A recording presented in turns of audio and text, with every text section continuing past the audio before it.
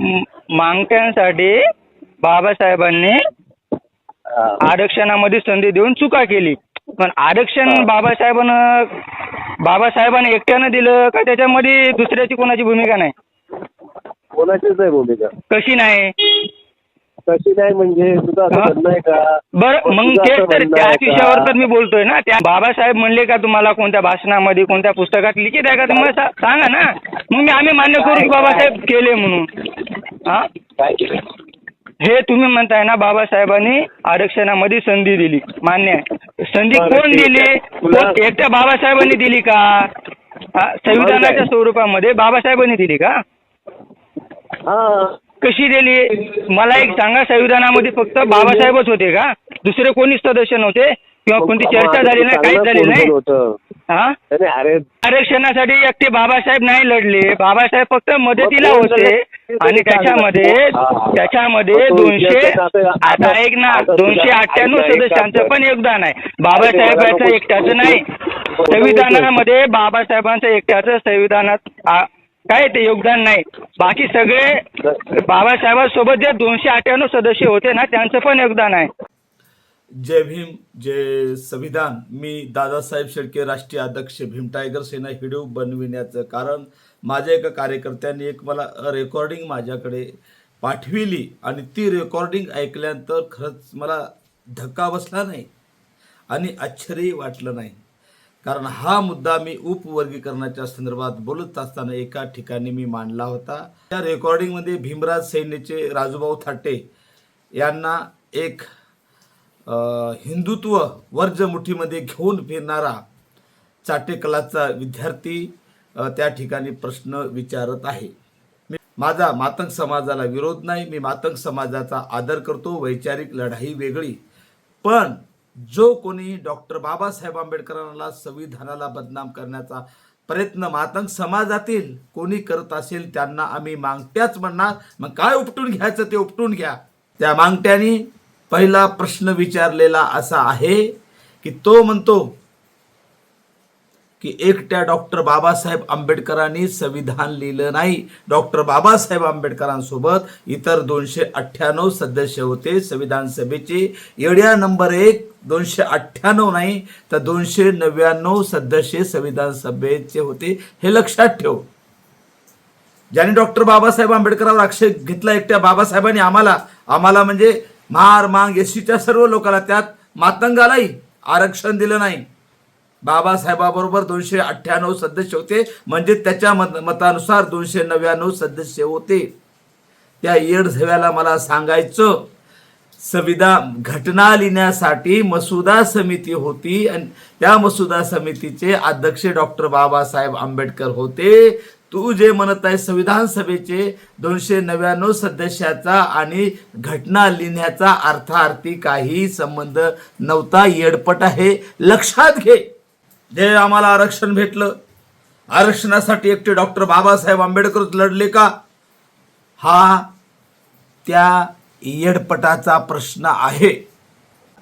प्रश्न आहे बाबासाहेब एकटे लढले का? तर होय, लढले बाबासाहेब एकलेच. एससी असेल, एसटी असेल, ओबीसी असेल, खुला प्रवर्ग असेल, सगळ्यासाठी बाबासाहेब एकटेच लढले. कोणताही मायचा लाल पुढे आला नाही. कोणी दाखवावं, नाक घासतो मी त्याच्या समोर. पुरावा तुला पाहिजेत ना? 30 नोव्हेंबर 1948 जे आम्हाला 16/4 मध्ये नोकरीचं आरक्षण दिलं त्यावर चर्चा झाली. त्या चर्चेमध्ये सहभाग घेतला एस.व्ही. कामत, पंडित ठाकूरदास भार्गव आणि लोकनाथ मिश्रा या सदस्यांनी आपल्याला म्हणजे एससीला आरक्षण देण्यासंबंधी जी चर्चा झाली त्यात संविधान सभेचे म्हणजे तू जो 298 म्हणतो ना त्यातील सदस्य ते बाबासाहेबाला म्हणतात की आरक्षण एससीला देऊ नका, म्हणजे म्हारा मांगाला आणि इतर 57 जातीला. त्यांनी कारणं दिलीत. कोणी? लोकनाथ मिश्राणी. तो म्हणतो आरक्षण दिल्यामुळे मागासपणाला प्रोत्साहन मिळेल आणि त्यामुळे आरक्षण फक्त गुणवत्तेवर ठेवा आणि संविधानात जे तुम्ही 16/4 कलम टाकलेली आहे ती तात्काळ काढून टाका. लोकनाथ मिश्रांनी आपलं आरक्षण काढून टाका म्हणून मागणी केल्यानंतर कोणी उठला नाही. उठला फक्त बाबासाहेब आंबेडकर. आणि लोकनाथ मिश्राला डॉक्टर बाबासाहेब आंबेडकर म्हणाले महारामांगाचं चर्मकाराचं जे आरक्षण आहे, इतर जे 56 जातीचं आरक्षण आहे एससी संदर्भात, त्यावर बाबासाहेब म्हणतात अरे ज्याला जाती आणि धर्माच्या नावाखाली ज्यांचे हातपाय बांधले, ज्यांना पळता आलं नाही, अशांचे हातपाय मोकळे करणे म्हणजे त्यांना पळायला संधी देणे होय. लक्षात घ्या, तुम्ही मारा आणि मांगाला आरक्षण देताना, चांभाराला आरक्षण देताना, देशीला आरक्षण देताना, एसटीला आरक्षण देताना, ओबीसीला आरक्षण देताना मला जर अडथळा आणत असाल तर मसुदा समितीचा अध्यक्ष पदाचा राजीनामा मी तुमच्या थुत्रावर फेकून देतो.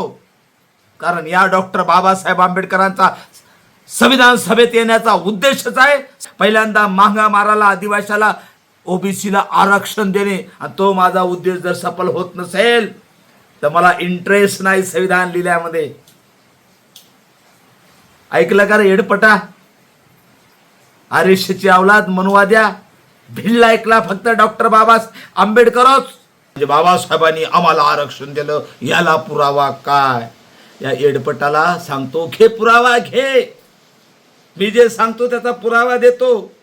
मुळात 5 नोव्हेंबर 1948 संविधान सभेचे सदस्य टी कृष्णमचारी संविधानाचं कौतुक करत असताना, भाषण करत असताना म्हणतात बघा आरक्षण कशामुळे आले? संविधानामुळे.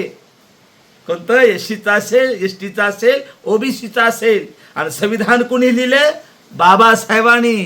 आणि पुढे टी कृष्णमचारी म्हणतात मुळात संविधान लिहिण्यासाठी फक्त बाबासाहेबांची जबाबदारी नव्हती, बाबासाहेब आणि इतर 6 सदस्य होते ज्याला मसुदा समिती असं म्हटलं गेलं. म्हणजे इतर 6 सदस्यांनी बाबासाहेबांच्या अध्यक्षतेखाली या देशाचं संविधान तयार करायचं होतं.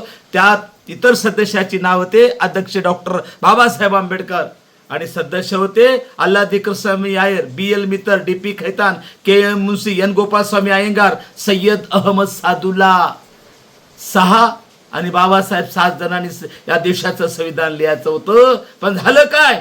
संविधान सभेचे टी कृष्णमचारी म्हणतात एकाने राजीनामा दिला, एक मेला, एक अमेरिकेला गेला, एक उद्योगात व्यस्त होता, एक राजकारणात व्यस्त होता आणि एक दिल्ली पासून व्यस्त होता.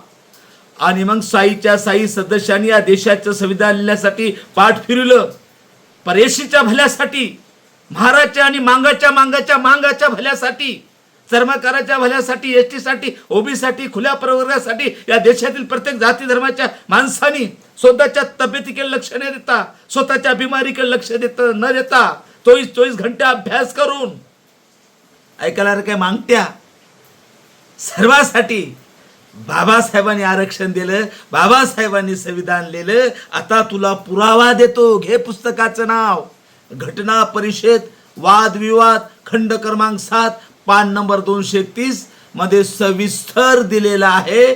फक्त बाबासाहेबांनीच उपकार केलेले आहेत, कोणी माईच्या लालचे उपकार नाही. तर तुम्ही जे खाता, तुम्ही जे बोलता, तुम्ही जे चालता, तुम्ही जे फिरता, हे सगळी बाबासाहेबाची पुण्य आहे, बाकी कोणाची नाही. येडपटानो, मी परत तुला या येडपटाला सांगतो आणि या ठिकाणी थांबतो. जय भीम, जय संविधान.